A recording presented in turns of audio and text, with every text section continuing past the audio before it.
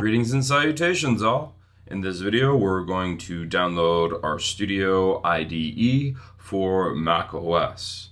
To begin, please open a web browser and navigate to rstudio.com. Once you're there, go ahead and press this download link, and that will take you to a version selection page. We're specifically interested in RStudio Desktop, as this will allow you to have RStudio on your own personal computer.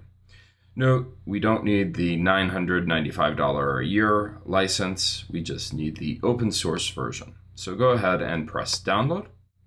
Once you press download, you'll be taken to the different options, with the preferred option of your current operating system being highlighted. In that case, we're trying to download R for Mac.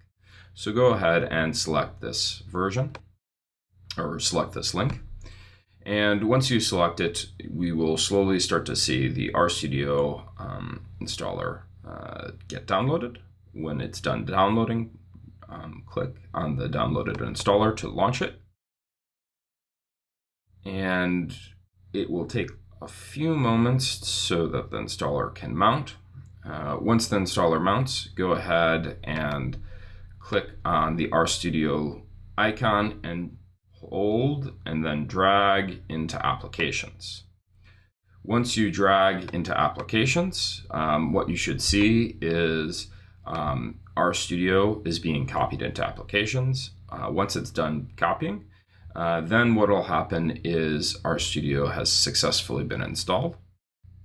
If you go ahead and double click on applications, you'll be taken into the application folder, and you can see immediately RStudio. And if you double click RStudio, you can gently launch in. You will be prompted to make sure that you're okay with opening a downloaded app.